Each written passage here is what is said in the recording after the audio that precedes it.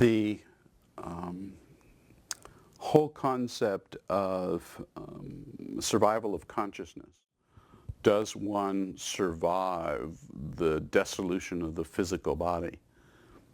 There's a part of us that psychologists call the ego that serves us very well. It protects and defends and is all about preservation of the physical.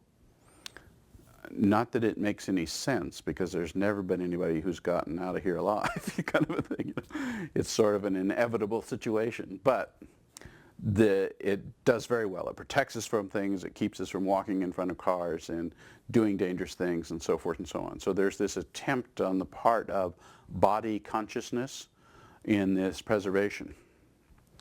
So when the question comes up, well, do I, this thing I know as me right now, survive physical death? Meaning all of my memories, all of my experiences, all of my friends, all the relationships I built, the last person I make love to, will all of that go with me when I leave? And so there's two things there. Either it's lights out, or the thing I know as me continues. And I don't think the answer lies in just two things. Okay? First of all, it's curious to me about if it's lights out, so what? I mean, it's not like you're going to be there worrying that it's lights out. See, I told you, it's all dark, there's nothing here. Because if you're there thinking about that, well then you're still there thinking about that. So it's an interesting argument, like, well, what if I don't live on? Well, you aren't going to be worried about it if you don't, so therefore, if in fact one does survive consciousness itself, one's idea of self survives what we see as death, the question is it me that survives, and all my memories and everything that I've done in life, do I then carry that with me as I move on? Well, I don't think that that's exactly true, based on my own experience in those realms. Plus, my kids used to ask me, Daddy, what is it like when you die? I mean, that obviously is something that comes up with your children when you're growing up. And my answer to them was, imagine you're dreaming at night and you have a dream life about you're doing this, you're running and you're playing and so forth and so on. And then when you wake up here in the morning, what happened to that person in the dream? Do you remember everything that went on? If time passes, do you even remember what the dream was about?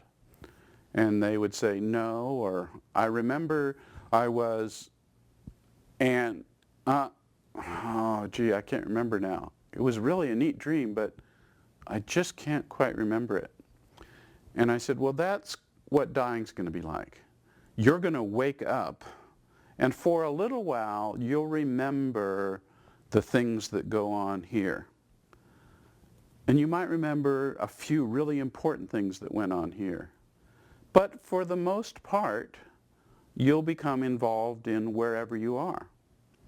Just like when you wake up at night from your nighttime dreams, you wake up here, and those things just go away, and you're into your day, and you go to school, and you play with your friends, and that occupies who and what you are. And so that seemed to be an answer that was comforting for them. They weren't afraid at that point that they would lose who and what I am now.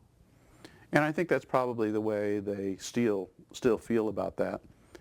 And as I think about having gone through probably 30 or 40 years since I told my kids that, I'm over 60 now, so it's been a while since I told my kids that, I think that probably encapsulates what I know about this experience of death.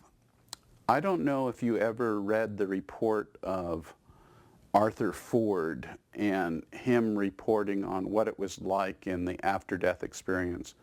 He said that he felt like at death that he walked into a boardroom and everybody turned to him, and he knew that he had just left this room just before this, had gone out to get a report and was bringing the report to the board members. Now that out the door and in the door was a whole lifetime here.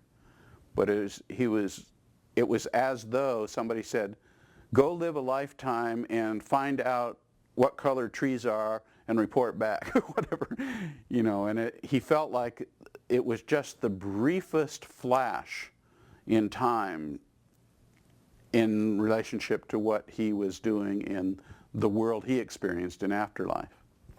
So that's been my experience too in venturing into those realms, that like Bob Monroe in his visits to Locale 2 and beyond, that in the totality of all the universe and all the dimensions of which we occupy,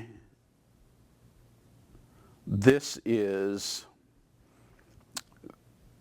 not unimportant, but very brief, like there were time, brief is a time word, very brief, very momentary, very minuscule, and yet not unimportant in the grand totality of everything, which is the true nature of who we really are.